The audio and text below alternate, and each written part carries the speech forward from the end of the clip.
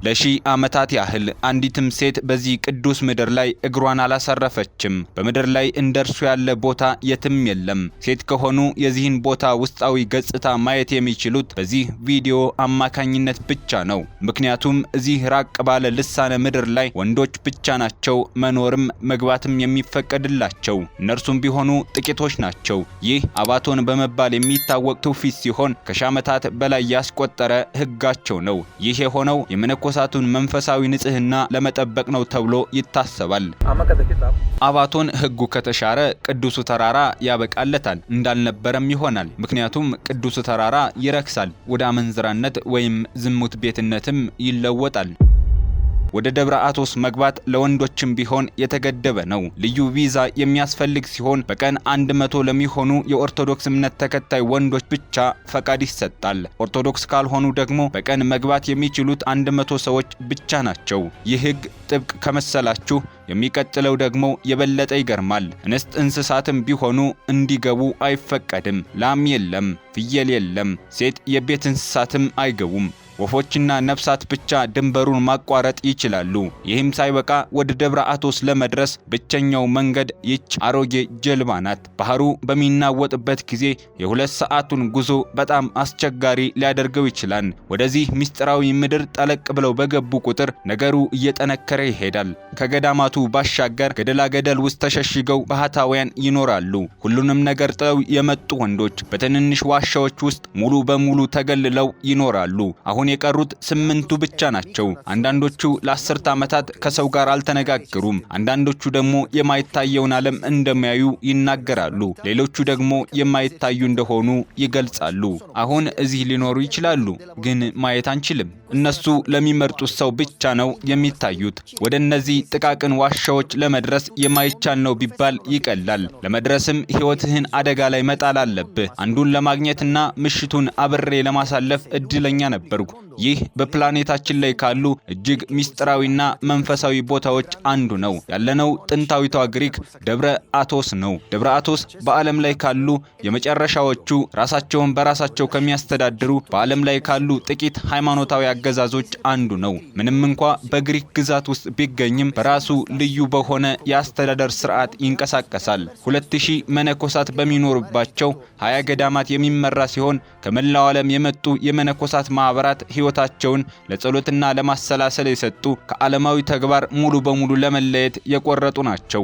ዋና ተልኳቸውም የጥንት ትውፊታቸውን መጠበቅ ሲሆን እዚህ ካለው ብቸኛ ሃይማኖት ኦርቶዶክስ ክርስትና ውጪ ሌላ ምንም ነገር የለም። መፈክራቸውም ኦርቶዶክስ ወይም ሞት የሚል ነው። መነኮሳቱ ራሳቸውን ከዓለም ክፉ አመል በተለይም ደግሞ ከሴት ለማራቅ የወሰኑ ናቸው። ወደዚህ ቦታ ለመግባት ልዩ የሆነውን የማውንት አቶስ ቪዛ ግዴታ ነው። ይህ ቪዛ ለሴቶች የማይፈቀድ ለወንዶች ብቻ የሚሰጥ በመሆኑ ልዩ ያደርገዋል። ይህም በዓለም ላይ ሴቶች እንዳይገቡ የሚከለክል ብቸኛው ግዛት ነው። ወደ ደብረ አቶስ ለመግባት አንድ መንገድ ብቻ በአማራጭነት ይቀርባል። መንገዱ ከሚታሰበው በላይ ከባድ ሲሆን በአረጁ መርከቦች በባህር ላይ መጓዝ ብቸኛው መንገድ ነው። ከዚህ ውጪ ምንም አይነት የእግር መንገድም ሆነ የአውሮፕላን ማረፊያ ፈጽሞ የለም። ለብዙ 10 ዓመታት ሲመላለስ የነበረው እንደኔ ያሉ ተሳላሚዎችን መነኮሳትንና ጎብኚዎችን ወደዚህ ቅዱስ ቦታ የሚያመላልሰው ይህ አሮጌ ጀልባ ብቻ ነው። መርከቡ ላይ እንደረገጡ ከዕለት ተዕለት ሕይወት መለየታችሁ ስለሚሰማችሁና ወደ ሌላ ዘመን ወደ ሌላ እውነታ እንደተሻገራችሁ ስለሚሰማችሁ ልዩ ስሜት አለው። ባህሩ በሚናወጥበት ጊዜ ሰዓታት የሚወስደውን ጉዞ በጣም አስቸጋሪ ሊያደርገው ይችላል። ሆኖም እነዚህ መሰናክሎች በዓለም ላይ ካሉ እጅግ ቅዱስና ሚስጥራዊ ቦታዎች ወደ አንዱ ለመግባት የሚከፈሉ ጥቃቅን ዋጋዎች ናቸው። በሩቅ የሰሙትን በአካል ለማየትና እነዚህ መነኮሳት እንዴት እንደሚኖሩ በዓይናችን ለማየት በጣም ያጓጓል። ከዘመናዊው ሕይወት ሙሉ በሙሉ ተገልለዋል። ቴክኖሎጂ የለም። ማህበራዊ ሚዲያ አይጠቀሙም። በአንዳንድ ገዳማት ውስጥ የኤሌክትሪክ አገልግሎት በጭራሽ የለም። Buongiorno, quanti nodi ha? 100, ma dipende. Può averne 300, 100, 150, 33. እንደምን አደሩ? ስንት ፍሬዎች አሉት? እንደ ሁኔታው ይለያያል። 300፣ 100፣ 150 ወይም 33 ሊኖረው ይችላል። እዚህ በመቆየትህ የሆነ ነገር ያጣ መስሎ ያውቃል? በፍጹም። ሁሉንም ነገር እዚህ አግኝቻለሁ። ለምን አጣለሁ? ምንኩስና ማለት በማንኛውም ምክንያት ማግባትና ቤተሰብ መመስረት ካልፈለግ ልትከተለው የምትችለው መንገድ ነው። በኦርቶዶክስ ትውፊት ወይ ቤተሰብ ይኖርሃል ወይ መነኩሴ ትሆናለህ። በመካከላቸው ሌላ መንገድ የለም። በንስሐ ስርዓት ወቅት ለኢየሱስ ክርስቶስ የገባነውን ቃል ለመጠበቅ እንጥራለን። ድህነት፣ ንጽህናና መታዘዝ መንፈስ ቅዱስ ካለ ምንም አይጎድልብህም። ሁሉ ነገር አለ። ደስተኛ ነህ። ይህ ህይወት 80፣ 90 ወይም 100 ዓመት ይቆያል። ከሞት በኋላ ያለው ህይወት ግን ማለቂያ የለውም። ይህ ህይወት ለሚቀጥለው እንድንዘጋጅ የሚያገለግለን ነው። ጥሩ ነገር መንፈስ ቅዱስ ካንተ ጋር ከሆነ በዚህም ሆነ በሚቀጥለው ህይወት አንተ በጣም ደስተኛ ሰው ትሆናለህ። እግዚአብሔር ካንተ ጋር ይሁን ወንድሜ። በጣም አመሰግናለሁ። più felice in assoluto sia in questa che nella prossima vita. Che Dio sia con te, fratello. ይህ የደብረ አቶስ ዋና ከተማ ወደ ሆነችው ካሪያ ከመግባታችን በፊት የተደረገልን ፍጹም ደስታ የተሞላበት አቀባበል ነው። ካሪያ ምናልባትም በዓለም ላይ ካሉ ትንንሽ ዋና ከተሞች አንዷ ሳትሆን አትቀርም። ምክንያቱም እዚህ የቢሮክራሲ ስራዎችና የሁሉንም ገዳማት ቢሮዎች የሚያስተዳድሩ በመቶዎች የሚቆጠሩ ሰዎች አሉ። በግሪክ ቆንስላ ውስጥ በዓመት አንድ ጊዜ የሃያዎቹን ገዳማት አባቶች ተሰብስበው ለሪፐብሊኩ ጠቃሚ ውሳኔዎችን ያስተላልፋሉ። ይህ የሚታየው የባዛንታይን ባንዲራ እንዲሁም የደብረ አቶስ ባንዲራና የኦርቶዶክስ ባንዲራ ነው። በየቦታው ከግሪክ ባንዲራ ጎን ታዩታላችሁ። ደብረ አቶስ የራሱ ሰዓት፣ የራሱ ባንዲራና የራሱ ህጎች አሉት። ብቸኛው የፖሊስ ጣቢያም እዚህ ይገኛል። ቤቶቹ ሁሉ ከድንጋይ የተሰሩ በመሆናቸው በጣም የሚያማምሩ ናቸው። በከተማዋ ውስጥ እየተዘዋወርኩ ሳለ አንድ ደግ መነኩሴ ያገኘሁና ስለ ዘመናዊነት ስናወራ መነኩሴው እንዲህ አሉን። እኛ ቴክኖሎጂን አንቃወምም፣ ሰዎችን ያግዛል፣ ግን ልክ ያስፈልገዋል። ለምሳሌ አሁን ሁሉም ሰው በአውቶቡስ ይሄዳል። በቅዱሱ ተራራ ላይ ካልተጓዝክ አትጠፋም፣ አትደክምም፣ አትጠማም፣ አትራብምም። ድሮ ሰዎች በእግራቸው ይጓዙ ነበር።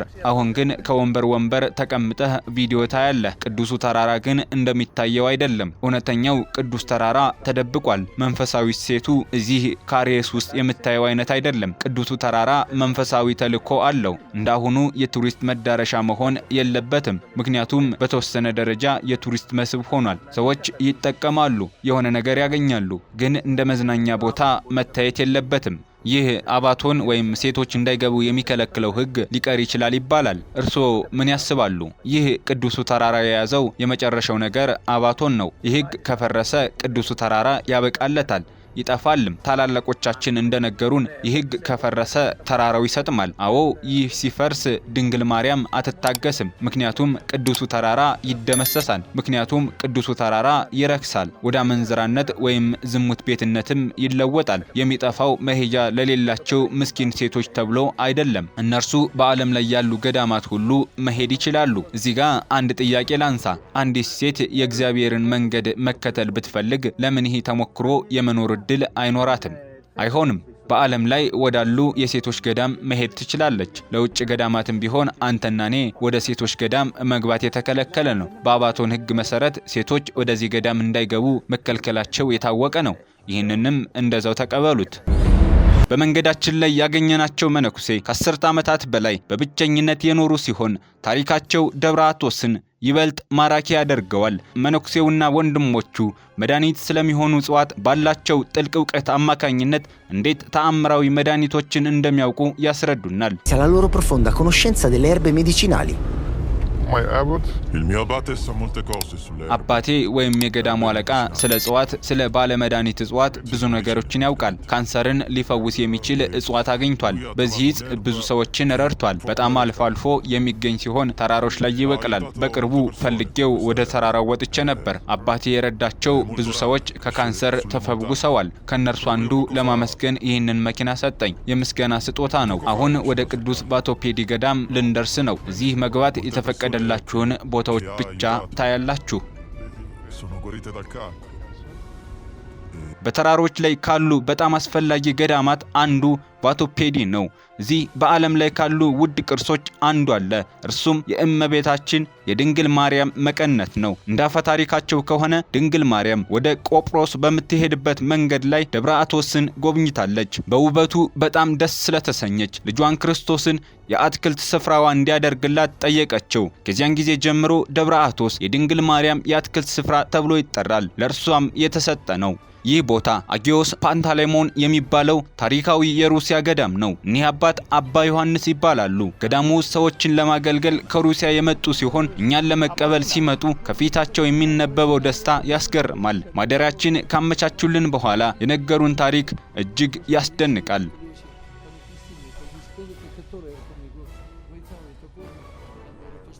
አቴንስ ውስጥ ለ15 ዓመታት ኖሬያለሁ። አሁን ደግሞ ሰዎቹን ለመርዳት እዚህ መጥቻለሁ። ከትናንት ጀምሮ እየጾምኩ ነው። ከትናንት ጀምሮ እየጾምክ ነው? አዎ፣ ከትናንት ጀምሮ እየጾምኩ ነው። ይህም ማለት ምግብ የለም፣ ውሃም የለም። በዚህ ገዳም ሚካኤል ቶሎቶስ የሚባል መነኩሴ አስገራሚ ታሪክ አለ። እናቱ በወሊድ ጊዜ ስለሞቱ በደብረ አቶስ የሚገኝ የአንድ ገዳም ደጃፍ ላይ ተጥሎ ተገኘ። በኋላም መነኩሴ ሆነና በሕይወቱ አንዲትም ሴት ሳያይ በ82 ዓመቱ አረፈ።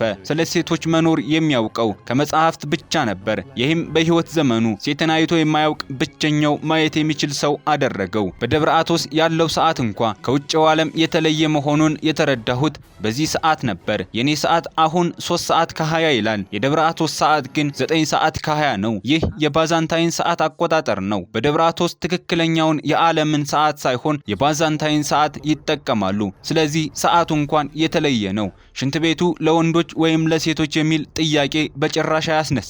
ምክንያቱም ሁሉም መነኮሳት ወንዶች ብቻ ናቸው። አሁን በቀጥታ ወደ ትራፔዛ መመገቢያ ክፍል እንሄዳለን። ምግብ የለም ስለተባልኩም ምን ሊቀርብ እንደሚችል ለማየት በጣም ጓጉቻለሁ። ትራፔዛ ውስጥ ስትገቡ ፍጹም ዝምታ ይሰማችኋል። በሰዎች የተሞላ ቢሆንም እንኳ የአንድም ሰው ድምፅ አይሰማም። መነኮሳቱ ለመብላትና ለመውጣት 10 ደቂቃ ብቻ ነው የሚጠቀሙት። ራታችንን ጨርሰን ሻይ ጠጣን። ሻዩ በውሃ ውስጥ የተቀላቀለ የዳፎዲል ቅጠል ነበር። ይህን ፈሳሽ ጠጣን።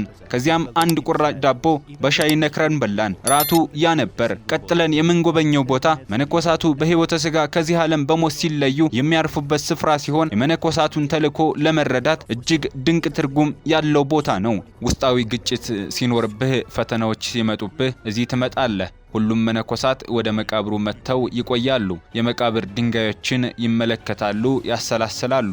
ይህ ነገር ፈተናዎችን ለመቋቋም ይረዳችኋል። እኔም በቅርቡ እዚህ መገኘቴ አይቀርም። ስለዚህ ሕይወቴን እንዴት እንደምኖር ጥንቃቄ ማድረግ አለብኝ። ይህ ማስጠንቀቂያ ነው። ሁላችንም በመጨረሻ የምንሆነው ይህንኑ ነው። ወደ መሬት እንመለሳለን። መነኮሳቱ ከሞቱ በኋላ ወደዚህ ያመጧቸዋል። ከዚያም እንደ ገዳሙ ደንብ ከ3 ወይም ከ5 ዓመት በኋላ አጥንቶቹ ይወጡና ይጸዳሉ። በቀይ ወይን ይታጠባሉ። በዘይት በወይራ ዘይት ይታጠባሉ። እናም በዚህ ቦታ ይቀመጣሉ። አባቶቻችን እንደሚሉት በእግዚአብሔር የተመረጡ አንዳንዶች ሰዎች በራሳቸው ላይ የመስቀል ምልክት አላቸው።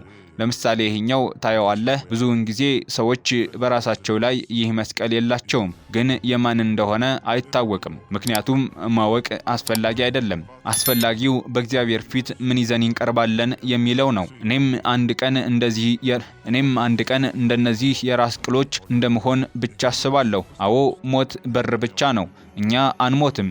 የሚሞተው አካላችን ብቻ ነው። ነፍሳችን ግን አትሞትም። መነኩሴ ስትሆን ስለ ሕይወትህ ማሰብ ትጀምራለህ፣ ስለ ውስጣዊ ሕይወትህ፣ ስለ ነፍስህ። ምክንያቱም ይህንን ሕይወት መምረጥ ቀላል አይደለምና ሁሉንም ደስታዎችህንና ምኞቶችህን ወደ ጎን ትተዋለህ። ራሳችንን መለወጥ እንፈልጋለን። ነፍሳችንን፣ ባህሪያችንን እና አዲስ ሰዎች መሆን። በደብረ አቶስ ውስጥ እንደ ግንባታ፣ ፖስታ ቤትና ፖሊስ ያሉ ስራዎችን የሚሰሩ መነኮሳት ያልሆኑ ሰራተኞች አሉ። የሚገርመው ግን እዚህ ሱፐርማርኬት፣ ፖሊስ ጣቢያና ህንፃ ግንባታ ላይ የሚሰሩ ሰዎች ሁሉ መነኮሳት ባይሆንም እንኳ ከሴት ጋር ምንም ግንኙነት የላቸውም። ምክንያቱም ሴቶች እዚህ መግባት አይችሉም። ታዲያ እነዚህ ሰዎች ምን ያደርጋሉ? መነኩሴ ሳይሆኑ እዚህ የሚኖሩ ሰራተኞችን ለማግኘትና ህይወት ምን እንደሚመስል ለመጠየቅ ወደ አንድ ካፌ እናመራለን። አንድ ሶቅራጥስ የሚባል ካፌ ውስጥ የሚሰራ ወጣት አግኝተን ስለ ሁኔታው እናወጋዋለን።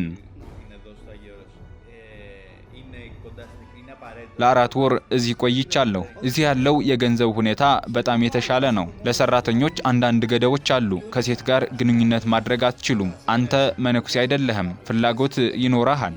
ከአንድ የተወሰነ እድሜ በኋላ ከ20 እስከ 25 ቀናት ያለ ሴት መቆየት እንደምንችል አስባለሁ። ስታገባ ታየዋለህ። ለ20 ቀናት ተራራ ላይ መሆን ያን ያህል ልዩነት የለውም። መጠጥ መጠጣት ብትፈልግ የግል ጉዳይ ነው። በሚቀጥለው ቀን ጠዋት ያልጠበቅኩት ገጠመኝ አጋጠመኝ። አንድ ትንሽ የባህታውያን ዋሻ አገኘው። በአሁኑ ጊዜ እዚህ የሚኖር ባህታዊ ያለ አይመስለኝም ነበር። ልብሶች ተሰቅለዋል፣ ግን አቧራ ወሯቸዋል። በገዳሙ የእንግዳ ማረፊያ ብዙ ሰዎች ስላሉ በዚያ ፋንታ እዚህ ዋሻ ውስጥ ለማደር ወሰንኩ። ባህታዊው እዚህ ቢኖሩ ምን ሊፈጠር እንደሚችል አስቡት። ተስፋ አደርጋለሁ አይኖሩም፣ ምክንያቱም ልረብሻቸው አልፈልግም። ከጥቂት ሰዓታት በፊት ወጥቼ ነበር፣ ማንም እዚህ አልነበረም። አሁን ሰዎች ተኝተው የሚያርፉበት ሰዓት ስለሆነ ምናልባት ባህታዊው ተመልሶ ሊሆን ይችላል። በእርግጥም ባህታዊው ተመልሰው ስላገኘናቸው ፈቃዳቸውን ጠይቀን ወደ በዓታቸው ገብተን የማውራት እድሉን አግኝተናል። sul monte. Ho scelto di seguire quest'arte del monachesimo perché il Signore ci dà delle armi.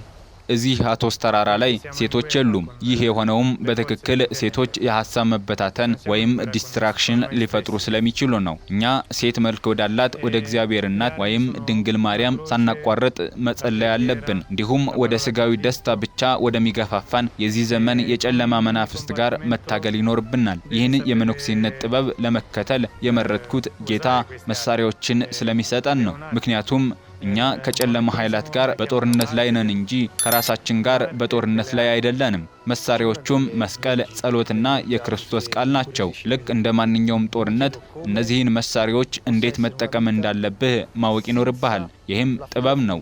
መነኩሴነት ወይም ምንኩስና የጥበባት ሁሉ ጥበብ ተብሎ ይጠራል። ከአቶስ ተራሮች ሕጎች መካከል ከሁሉም በላይ የሚገርመኝና ሴት በሌለበት ሕይወት ውስጥ እንዴት ሊሆን ይችላል ብዬ እንዳስብ የሚያደርገኝ አንድ ሕግ አለ። እዚህ አቶስ ተራራ ላይ ሴቶች የሉም።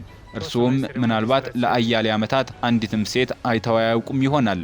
አዎ ልክ ነህ። እዚህ አቶስ ተራራ ላይ ሴቶች የሉም። በትክክልም አንተ እንደገመትከው ሴቶች የሐሳብ መበታተንን ሊፈጥሩ ስለሚችሉ ነው። እግዚአብሔር እኛን የፈጠረን እንድንባዛ ዘርን እንድንተካ ነው። ወንድ በሴት ይሳባል፣ ሴትም በወንድ ትሳባለች። እዚህ አቶስ ተራራ የእግዚአብሔር እናት የድንግል ማርያም የአትክልት ስፍራ ተብሎ ይጠራል። ያለ ሴት አካል በዚህ ሕይወት እንድንቀጥል ልዩ ጸጋን እንድትሰጠን እንለምናታለን። ነገር ግን ሴት መልክ ወዳላት ወደ እግዚአብሔር እናት ሳናቋርጥ መጸለይ አለብን። ይህም ጌታ ኢየሱስ ክርስቶስ ጥንካሬ እንዲሰጠንና ወደ ስጋዊ ደስታ ብቻ ወደሚገፋፋን የዚህ የዘመኑ የጨለማ መናፍስትና አጋንንት እንድንዋጋ ነው። ሴቶች ትኩረትን የሚበትኑ ወይም ዲስትራክሽን ናቸው ብለዋል። ነገር ግን ትኩረት የሚበታትን ነገር በሌለበት ቦታ መኖር በጣም ቀላል አይመስልዎትም? ምክንያቱም ይህ ከፈተናው እንደመሸሽ ነው እንጂ ፈተናውን ፊት ለፊት መጋፈጥ አይደለም። በከተማ ውስጥ በዓለም ላይ ስትሆን ሴትን በየቦታው ታያለህ። ነገር ግን ሁልጊዜ በዙሪያ ስላለች ያን ያህል ትኩረት አትሰጣትም። ወደ ገዳም ገብተህ ስታገለግል ግን ከራስ ጋር በጣም ከባድ ትግል ይጀምራል። ይህ ከስጋ ፍላጎት ጋር የሚደረግ ትግል ቀላል አይደለም፣ ግን የማይቻልም አይደለም። በእግዚአብሔር እርዳታ ሊደረግ ይችላል። እኔ እዚህ 11 ዓመት ኖሬያለሁ። ለመጀመሪያ ጊዜ ሴት ያየሁት ከ6 ዓመት በኋላ ነበር። ነገር ግን ቀስ በቀስ ቴክኖሎጂ ወደዚህ ቦታ ገባ። በዓለም ላይ ወደ ተሸሸጉ ዋሻዎች እንኳ መግባት ከቻለ ይገባል። በዚህም ምክንያት ቪዲዮ ወይም ፎቶግራፍ ለማየት ቻልኩ። በዚያም ሴትን አየሁ። ነገር ግን በተለየ ዓይን ነበር ያየኋት። እዚህ ለምትኖሩት ለእርስዎ ደስታ ምንድን ነው? ሙሉ የሆነ ደስታ በዚህ ዓለም እንደሌለ ተረድቻለሁ። ነገር ግን በጨረፍታ ወይም በጥቂት ይገኛል። በዚህ ሕይወት ውስጥ ደስታ ከሐዘን ጋር የተቀላቀለ ነው። በልደትህ ቀን ውሻ ቢሞት ደስ ሊልህ ወይስ ሊያሳዝንህ እንደሚገባ አታውቅም አይደል? ይህ ደግሞ ሕይወትን እንድንቀጥል እግዚአብሔር በጸጋው የሰጠን ነው። ሕይወት ደግሞ ፈተና ናት። በእውነት ሕይወት ማለት መስቀል ነው። ሕይወት አንዲት ናት። እርሷም እንደ ስጦታ ማየት አለብን። ሁላችንም መስቀላችንን መሸከም አለብን። የተጠራንበትን ነገር ሁሉ ማድረግ ይኖርብናል። በግሪክ ደብረ አቶስ የነበረን ቆይታ በዚህ አበቃ። ዝግጅቱን ከወደዳችሁት ላይክ፣ ሼር፣ ሰብስክራይብ ማድረግ አትርሱ። በቀጣይ መሰል ዝግጅቶች እስክንገናኝ መልካሙን ሁሉ ተመኘን። ሃይማኖት ምን አለ ነበርኩ።